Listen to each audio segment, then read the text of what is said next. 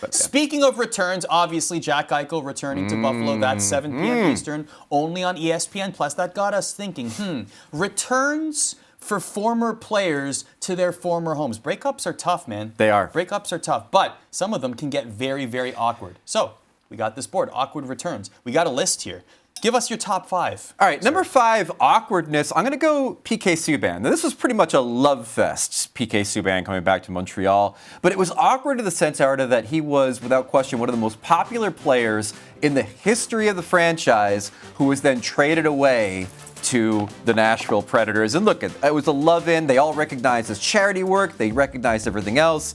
PK Subban back to Montreal at number 5 on our list. Listen, no matter what you think of PK Subban as a player, the guy donated, what was it, $10 million for an atrium in a hospital in Montreal? I mean, come on. Yeah. And not everyone does that. No. That is an amazing gesture for a city that he loves. Yep, and he had the great moment where he had an assist on their first goal in Nashville that night, and everybody started going, yay! And then they remembered their Montreal fans were like, yeah, boo! They got very sad about it afterwards. Number 4. Number 4, Ryan O'Reilly returns to face the Buffalo Sabres.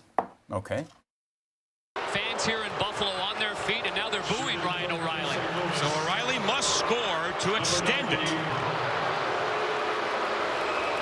So all the pressure is on number 90. Here he comes. O'Reilly in. And a backhander off the crossbar, and the Sabres win.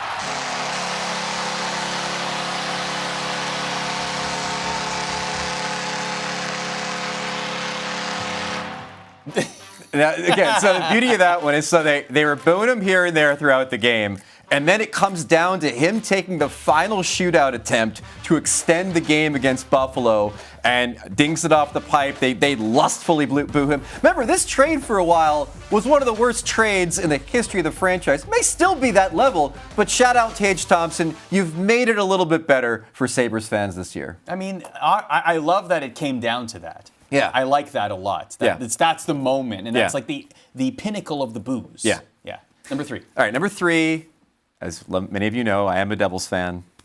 It's Zach Parise coming back to New Jersey. The Devils fans felt like he abandoned the franchise by going and signing that massive contract with his buddy Ryan Suter with the Minnesota Wild. I don't believe he did, but when Parise came back to Jersey in 2014 as a member of the Wild, they booed him every time he touched the puck. And the only time they gave him a huge cheer was when he took a penalty during the game. So Zach Parise, a Wild one, signs that called him a traitor, the whole thing. I didn't really feel that way about Parise. I thought he was making a personal decision to go sign with Minnesota. Plus, you know what? Dude was top line left wing, and then they made the Kovalchuk trade. So I'd get out of there too. That was number 3. Number 2.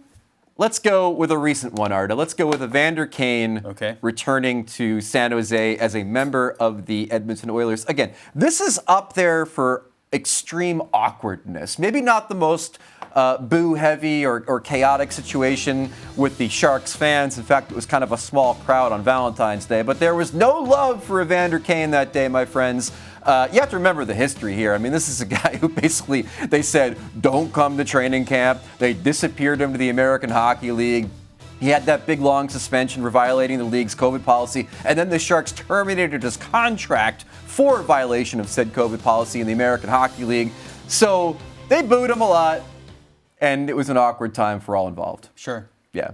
But they're definitely, you can look at the remainder of the list here. I don't know. And as funny as Kotkaniemi was, signing be? Bonus, whatever, you know what I'm saying? But there's only one answer. Yeah. It is definitely John Tavares returning to Long Island as a member of the Toronto Maple Leafs. I had the honor, infamy, displeasure, I don't know what word to use for it, to have attended this game and covered it for ESPN. And let me tell you something right now. It was something.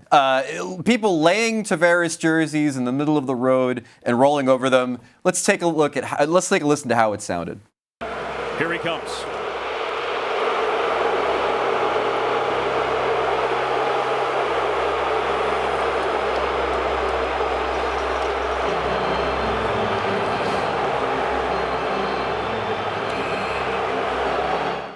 Arda, they threw a rubber snake at the man during warm-ups. They threw a rubber snake during warm-ups.